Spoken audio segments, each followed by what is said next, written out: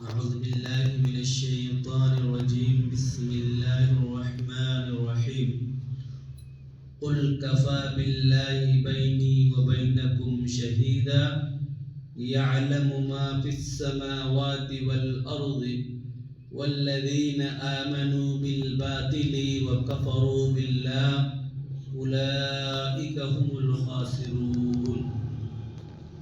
حضرات، سورہ عنکبوت کا ترجمہ آپ لوگوں کے سامنے پیش کیا جا رہا تھا.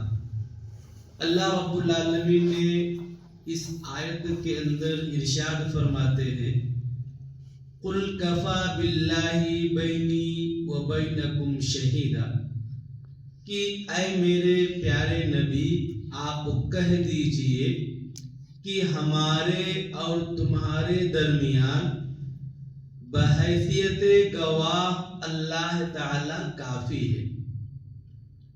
اللہ رب العالمین نے یہاں یہ ارشاد فرمایا کہ جو اللہ کے رسول صلی اللہ علیہ وسلم مکہ والوں کے سامنے قرآن کی آیتیں پیش کرتے، لوگوں کو توحید کی طرف بلاتے اور مکہ کے لوگ آپ کا مذاق کرتے، قرآن مجید کا انکار کرتے، یہ تمام چیزیں جو یہ کر رہے ہیں اللہ رب العالمین گواہ ہے. اللہ رب العالمین کو سب پتہ ہے.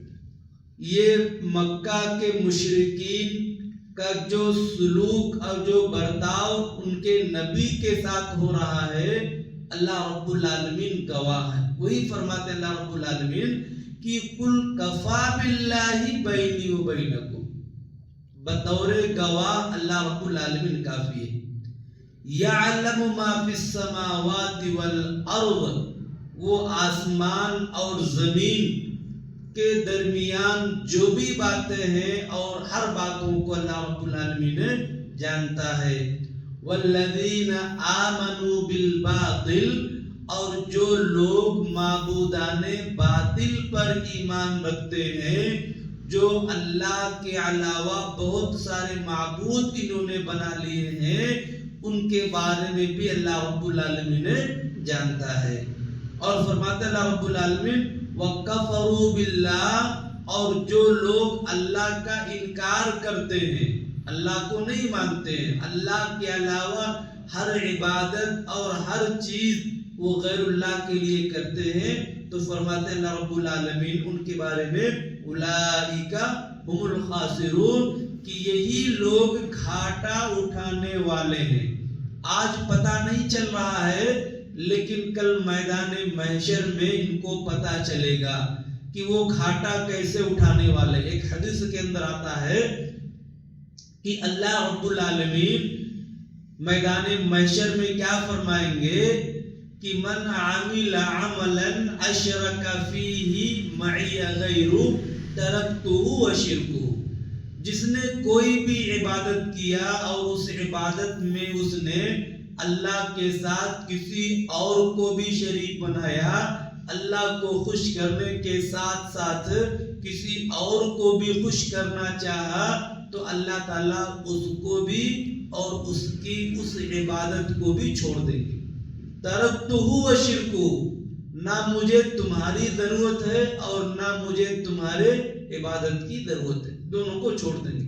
تب وہاں پر احساس ہوگا اور پوری دنیا والوں کے سامنے ہم ذلیل اور رسوا ہوں گے. تو اللہ تعالیٰ فرماتے ہیں کہ یہی لوگ گھاٹا اٹھانے والے ہیں. اور اللہ رب العالمین فرماتے ہیں قرآن مجید کے اندر کہ لوگ ایسے ہوں گے جو عبادتوں کو کر کے تھک گئے ہوں گے. عاملۃ ناصبہ تصلی نارا حامیہ، کہ اللہ تعالیٰ ان کو جہنم کے اندر ڈال دے گا، لیکن وہ عبادتوں کو انجام دے دے کر کے تھک گئے ہوں گے. وجہ کیا تھی؟ وہ اللہ رب العالمین کے اور اس کے بھیجے ہوئے رسول کے مطابق عمل نہیں کرتے تھے. تو جب یہ ان کا حال یہ ہے کہ اللہ رب العالمین ان کو جہنم کے اندر ڈال دے گا، تو جو اللہ کو ہی نہیں مانتا ہے، جو رسول کو ہی نہیں مانتا ہے، تو جو اللہ کو اور اس کے رسول کا انکار کرتا ہے ان کی حالت کیا ہوگی آپ اندازہ لگا سکتے ہیں. تو یہ فرماتے ہیں اللہ رب العالمین اولئک هم الخاسرون وَيَسْتَعْجِلُونَكَ بِالْعَذَابِ، اور کہتے اللہ رب العالمین کہ مکہ کے لوگ آپ سے جلد عذاب کا مطالبہ کرتے ہیں. ہم کو ابھی جلدی میں عذاب چاہیے، ہم کو کب آئے گا عذاب نہیں، آج عذاب چاہیے، اس طریقے کا جو مطالبہ کرتے ہیں نا. تو فرماتے اللہ تعالیٰ وَلَوْلَا أَجَلٌ مُّسَمًّى، اگر ہم نے اس عذاب کے لیے ایک وقت مقرر نہ کر دیا ہوتا. ہمارے یہاں ہر چیز کو فکس کر دیا گیا ہے تقدیر کے اعتبار سے، کسے کب ہلاک کرنا ہے، کسے کب مارنا ہے، کسے کب ذلیل رسوا کرنا ہے. تو یہ ہمارے پاس ایک وقت مقرر ہے. اگر یہ وقت مقرر نہ ہوتا لجاءہم العذاب، تو ان کے پاس عذاب آ جاتا.